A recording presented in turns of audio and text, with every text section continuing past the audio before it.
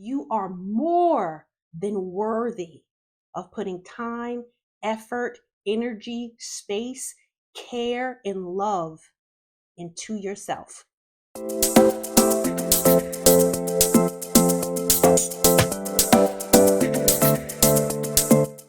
Hey, beautiful people. I am Shemeka, right? Your self-care advocate and host of Balanced Life.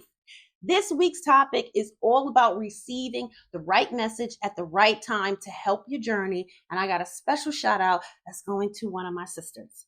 But before we get into that, this week's candle of the week is the day at the spa. And of course, it's sponsored by BU Candles. So the day at the spa has lemon, lime, lemongrass, sugar, black concurrent, jasmine, powder, and patchouli notes. It has a thick wood lid. There is coconut wax, 100% coconut wax. That is a wooden wick. It is tubed and it does have a light fire pit crackle when it burns. So why is this day of the spa candle so important this week? I'm going to tell you. So yesterday, during my full-time job, I was so busy, and I have been busy for quite some time because of the season. It's our season to be busy. So I do a lot of project management work. And I started my day at 5:30 in the morning with my first meeting, and they went back to back until 1:30. I had enough. So I had decided that I was going to see if I could squeeze me in a massage. I called over to Hand and Stone. There is no sponsorship, just letting you know what it is that I did. I called over to see if they happened to have any openings, and they did. I scheduled myself a 1-hour deep massage, had menthol, hot stones, lavender, and it let me digress and refresh. So if you are a person who sometimes needs to just stop and regroup, but you can't just jump over and get a massage, the day at the spa candle is your next best thing. You can have a day at the spa sitting on standby in case you need to pump the brakes to restart and recharge. Okay? There'll be a link for you in the description. Make sure you get one. And if you do, drop me a comment and let me know what you think. This baby absolutely smells so good that even if you didn't want to, you don't even have to light it. Okay? Day at the spa. All right. So we are talking about receiving messages at the right time. And I am going to bring it all the way back to when I was first a mom. So before we get into the actual mom part, let's discuss before. So now, before I became pregnant and was getting ready to go into this mom journey, I was very active outside, going, coming. My ex-husband and I, we always did stuff. Like, we were always busybodies. So then when I got pregnant, it ended up being like a whole different thing for me because that totally slowed me down for this reason. First off, I am a cancer survivor. I had thyroid cancer. I had a thyroidectomy in November of 2000. So I was 23 when that happened. Because of that, I have been on different levels of Synthroid or Levoxyl throughout the years, depending on how my weight is going, how my body is flowing, and everything. Speaking of kids, somebody is just coming home. Hey, dude. I'm recording my episode, okay? Okay. All right, I'll talk to you after. Okay. Say hi to the people because you're in the back. Hello.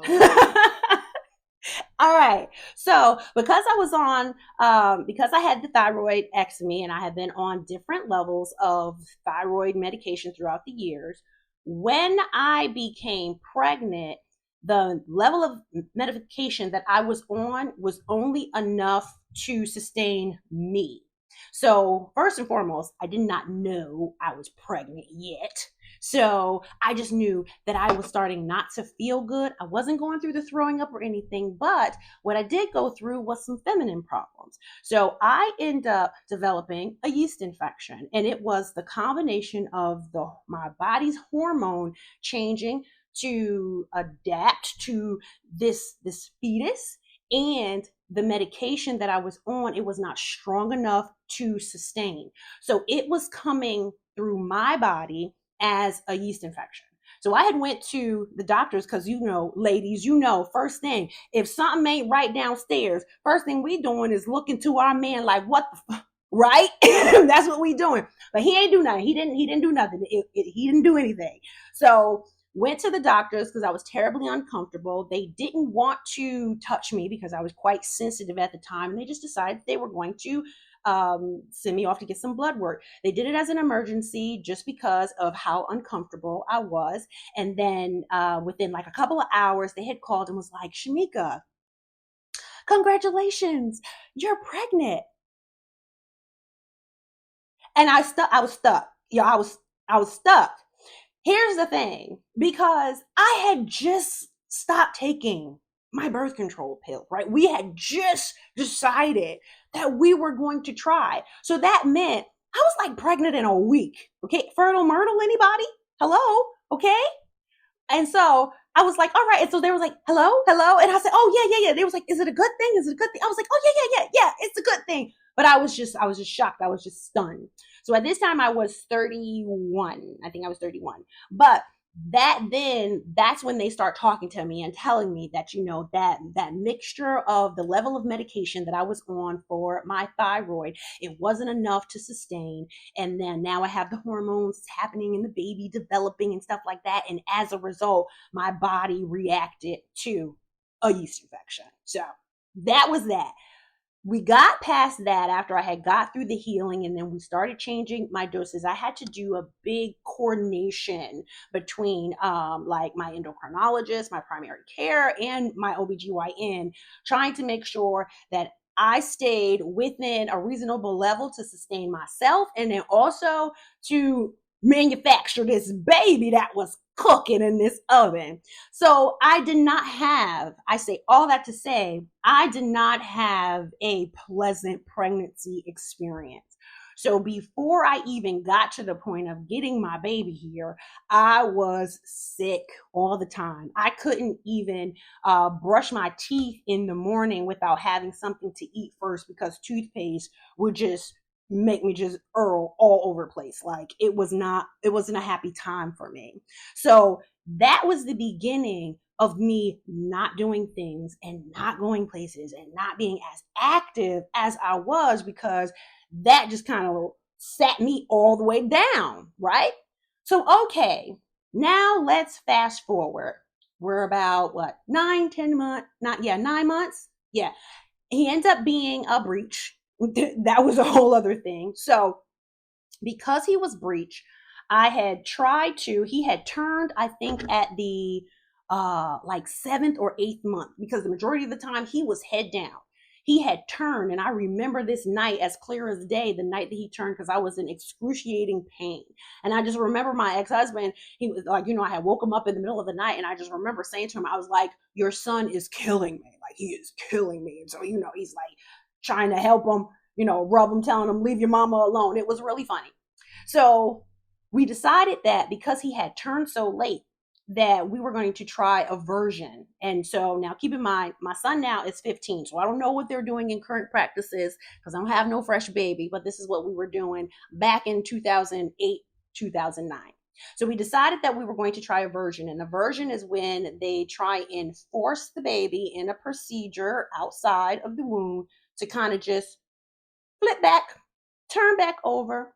So during that, we were only able to get him to go like lay down. He would not flip his head down. So his head was here, and he would just go like this, and then boom, he would just go like this, and boom. Now, meanwhile, at this point, he is pretty much at his maximum capacity, and I am a little thing. So, this frame didn't have much to work with, but he was at his maximum capacity. He was big. For me, he was big. So he ended up being 6 pounds 5 ounces, but for my frame, that was considered a big baby because he was stretching me, y'all. He was stretching me. So okay, they tried to do the version, right? But he kept popping back. After enough tries, I was in so much pain that I told him that no, we had to stop. We had to cut it out. So we ended it. Okay. That then had us schedule him a C-section. Schedule me to have a C-section with him. So it probably was about 2 weeks. We go in for our scheduled C-section. After we have this, after we go in, check in and stuff like that, have our C-section. He comes out. He is pale. He is like so pale. And mind you, he came out sleeping. So I never got that joy of hearing like my baby first come out and get a first cry because my boy was asleep. He was asleep. He was cozy.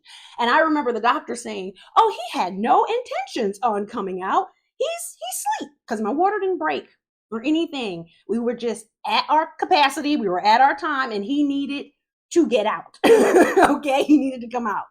So he comes out, but he's like so pale. And they bring him to the side of me. My ex-husband is right there. They bring him to the side of me and they're showing me. And I'm like, why my baby's not crying? Why is not crying? And meanwhile, my ex-husband is like, he's like trying to console me. He's like, oh my goodness, congratulations. Like we did it. Blah, blah, blah. All that stuff. He was doing his best to say encouraging words as I'm laying up there on that table. Meanwhile, Mama Bear is like, well, I don't hear my baby crying. And so they were like, he's asleep. So I was like, find out. So then as they were testing him, to look at him, check him, and all that stuff like that. He was very, very pale, very, very pale. And I'm like, why? Why is my baby like so pale? So that version that we end up doing, we popped his umbilical cord when we were turning. It tore it. And so for that 2 week time from the point that we did the version all the way until we had the C-section, he was slowly losing oxygen. Knock on wood, he's all well, but he was losing oxygen, and that is why he had came out so pale. So he immediately had to go into NICU, and his blood type was the same as mine. So what they did was they had taken blood from me. They took blood from me, and right through his belly button they gave him a blood transfusion. So now we have this pregnancy, and I'm struggling entire pregnancy. Can't eat, I'm throwing up, I'm sick, can't get my medication right. Now we try this version, I'm in so much pain. We wait 2 weeks, baby comes out, now he's going to NICU. I'm trying to tell you guys how I was leading up to getting to postpartum depression. This is how it all started. So it wasn't from the point that I had the baby, it was well before. So, okay, we're in the hospital. After a couple of days, I was released, but my baby had to stay. So he ends up being in there a little over a week because he wouldn't eat. And I did end up, I was at the hospital and everything, and I was breastfeeding, but he would not, I was pumping. I ended up pumping because he was not doing it through a bottle. So it was like a whole thing. So I was sad throughout the pregnancy because I was sick, right? I was in pain. I was uncomfortable. I was barely eating. And by the way, the only thing he wanted to eat when I was pregnant was cheeseburgers, French fries, and chocolate chip cookies. And to this day, that is still one of the most favorite things that he loves to order. He is going to look for a burger, fries, and some chocolate chip cookies every single time. So he remains he remains the same in that regard. After about like a week and a half or so, then I'm home. He had started eating and he had came home, and it was just a feeling of joy, but then also I was exhausted because I wouldn't leave that hospital. When I tell you guys, I was sitting in that NICU in the rocking chair that they had that was next to his incubator, and I was just sitting there and I was just rocking. I would barely eat. So it had been something that, like, the only way that I can describe it is that I will never forget what that feeling was like, to know that I entered the hospital with a baby and I left the hospital. I had to go home without one, and that was just adding on. So my heart always goes out to anytime I hear of someone having an experience that is similar to that, because that is a feeling that I have never forgotten. Like, I know what it feels like to go into a hospital with a baby in you, and then you leave and you don't have one.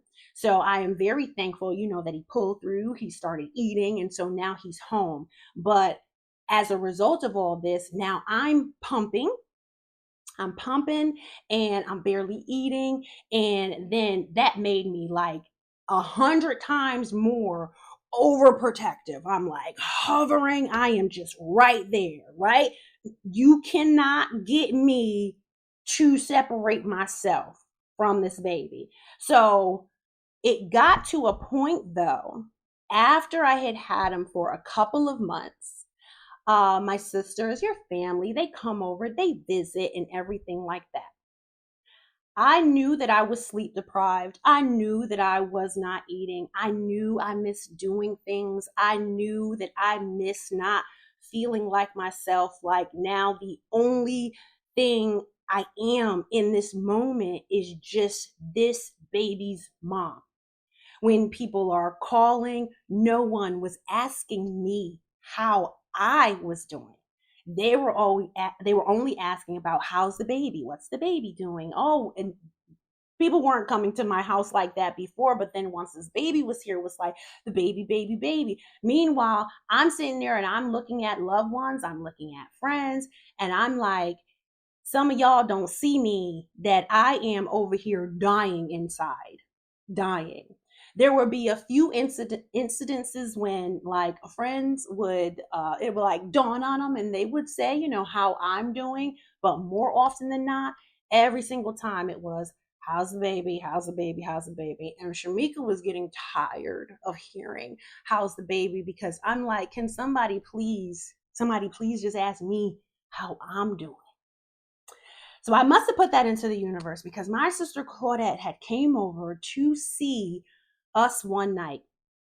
I am sitting on the sofa and I got this baby attached right to me. She's sitting across from me and she says, because my family calls me, my family and my friends, those that I grew up with, they call me Nika. So she says to me, you do know that, what did she say? You do know that you're still a good mom if you don't spend all your time with your baby. And I had never thought about it like that.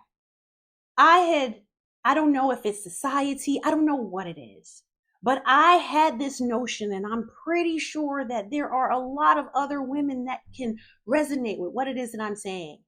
I had this notion that if I wasn't there 24/7, then that somehow made me not be a good mom. And I couldn't do anything but cry. The way the tears, they just dripped from my face. And that was when I went to the doctor and I found out I had, I was depressed. I had postpartum depression. And that was when I had like started talking to different family members and friends. And I'm just like, I need somebody to ask about me. I feel like, I'm falling apart. And my dad and I, we had went out to breakfast one day. And I remember that afterwards, him and I, we were sitting in the parking lot, we're sitting in the car. And I just told him, I was just like, I need y'all not to forget that I exist too. I exist too. And, he apologized because he said, he never experienced anything like that. He didn't even know to ask. And so I end up giving a lot of people grace, because I really do believe that from my family and my friend dynamic, I was the first one to really be vocal about my experience and what I was feeling, and like that void that happens to happen.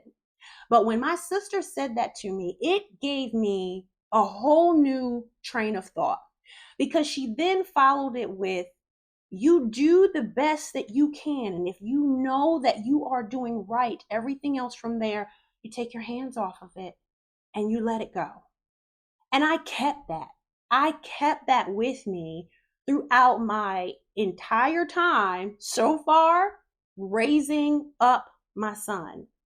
So that is one of the things that I know that for sure it contributed to me understanding that I am perfectly capable, able, worthy of still being Shemeka and Jackson's mom.